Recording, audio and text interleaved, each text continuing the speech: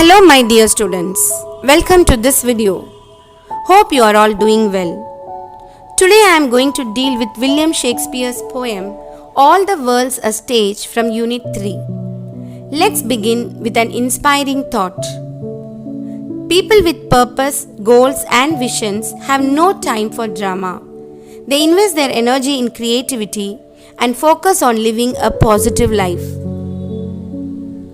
So develop a purpose, aim to achieve your goals, broaden your vision and stay positive. Let's move on to our poem.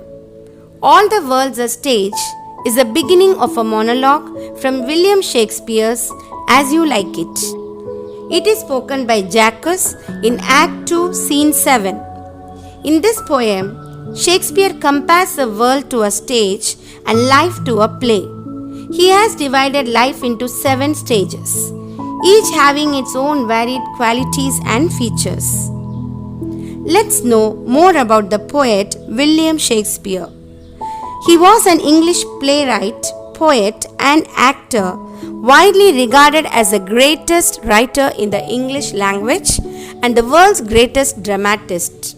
His works consist of about 38 plays, 154 sonnets, some long narrative poems, and other verses. Shakespeare's plays are perhaps his most enduring legacy. His plays have held the fascination of grown-ups and children alike generation after generation. Shakespeare's poems remain popular to this day. He is often called England's national poet and the Bard of Avon. His writings have been compiled in various iterations of the complete works of William Shakespeare, which include all his plays, sonnets, and other poems. Some of the most famous works of Shakespeare are Macbeth, Romeo and Juliet, Hamlet, Julius Caesar, The Tempest, and Othello. Shakespeare died on 23rd April 1616 at the age of 52. Now let's see the poetic lines and their explanation. All the world's a stage, and all the men and women merely players. They have their exits and their entrances, and one man in his time plays many parts, his acts being 7 ages. Here time refers to lifetime. Parts means characters and ages means periods of time. Shakespeare comprehends that the world is a stage where all the human beings perform their allotted role given by the god. Every individual has to go through 7 acts that are the 7 stages of man's life. At first, the infant mewling and puking in the nurse's arms. Mewling means a small weak noise and puking means vomiting. In the first stage of life, man appears as a child in the world. As a child, he is a helpless creature. He cries in the arms of his nurse for one reason or the other. Being an infant, he often cries and vomits. Then the whining schoolboy with his satchel and shining morning face, creeping like snail, unwilling to school. Whining means expressing unhappiness, satchel means a shoulder bag, and creeping means walking slowly. In the next phase of his life, man appears as a child in the world. He goes to school with a bag hanging from his shoulder. He goes to the school creeping like a snail. He is reluctant to go, and so he marches to the school unwillingly. And then the lover, sighing like furnace with the woeful ballad, made to his mistress eyebrow. Furnace is a place where fire is made. Woeful means unhappy. Sighing means feel a deep yearning for something expressing sadness. And ballad is a poem or a song narrating a story. In the third stage of his life, a man plays a part of a lover. He grows into a young man full of desires, ambitions, and dreams. He becomes a romantic young man. He falls in love and sighs like a furnace. He begins to write sad poems to his beloved as he is unable to control his sad feelings. Then a soldier, full of strange oaths and bearded like the pad, jealous in honor, sudden and quick in quarrel, seeking the bubble reputation even in the cannon's mouth. Oaths means promises. Pad is a large cat such as a leopard. You also have some phrases in that. Jealous in honor. The young man takes great care of his honor, his reputation as a good man. Sudden and quick in quarrel. Quarrel is a slightly old-fashioned word for an argument.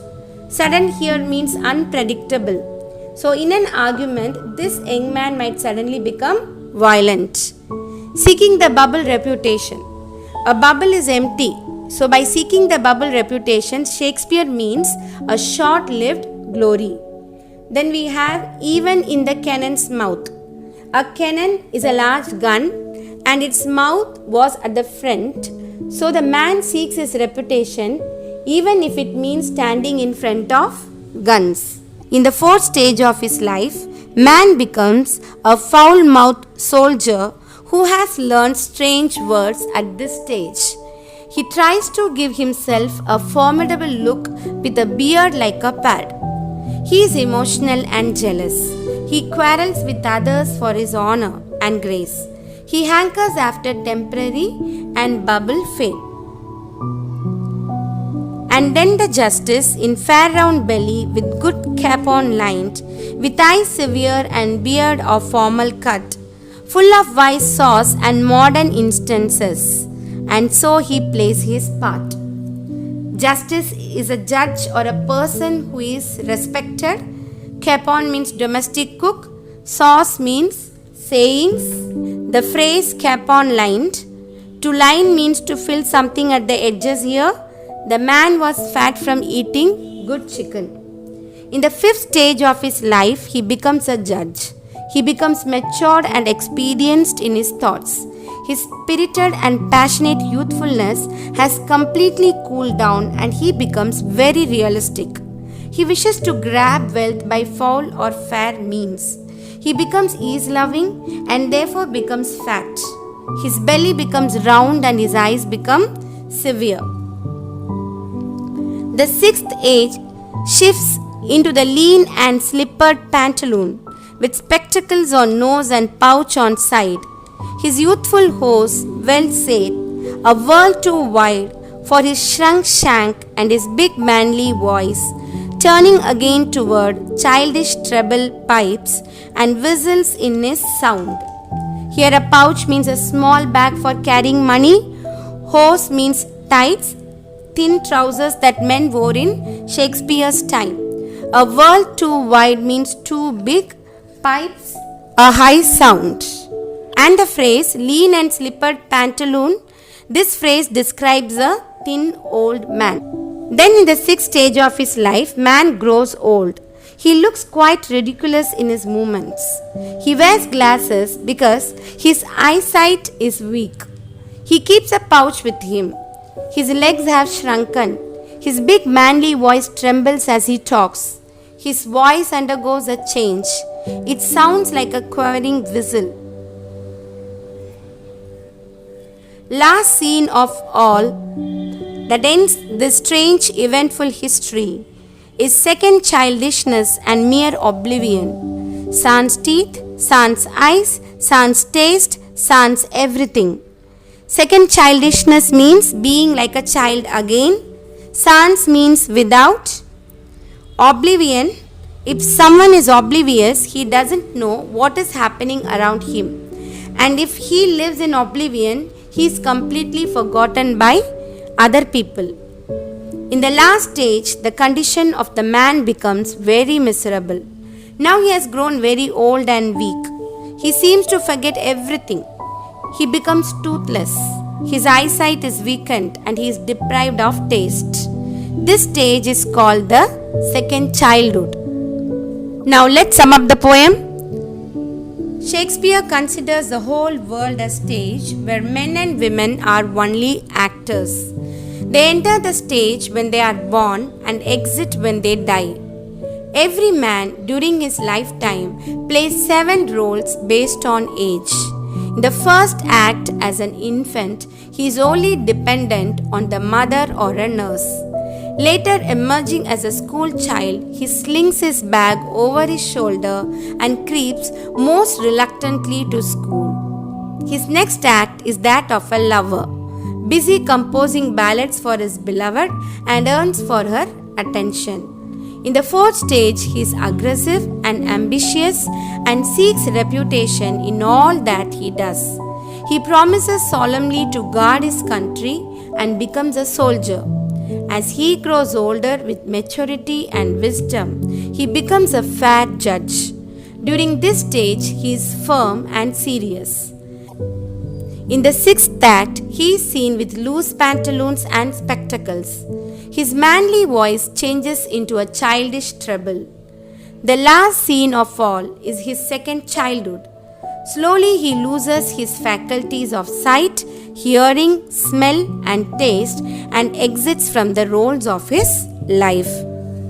Let's revise. According to Shakespeare, man's life is divided into 7 stages. First stage, baby or infant. Second stage, schoolboy or child. Third stage, lover. Fourth stage, soldier. Fifth stage, justice or judge. Sixth stage, old man. Seventh stage, extreme old age, again like a child. The theme of this poem is a cycle of life. It reflects on our life and the role we play in it.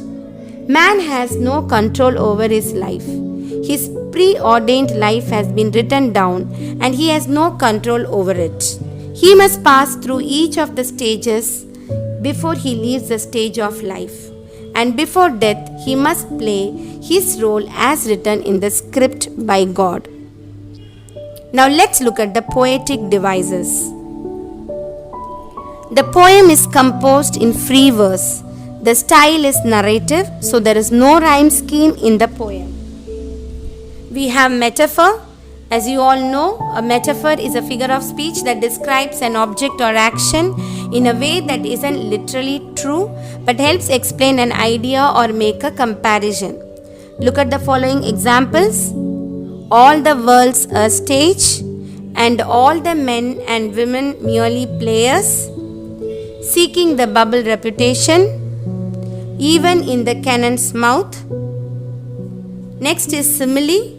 A simile is a figure of speech that makes a comparison showing similarities between two different things with the help of the words like or as. Look at the examples. And shining morning face, creeping like snail. Full of strange oaths and bearded like the pad, sighing like furnace. We have one more figure of speech, that is imagery. Imagery consists of descriptive language that can function as a way for the reader to better imagine the world. Imagery draws on the 5 senses, namely the details of taste, touch, sight, smell, and sound. Look at the examples.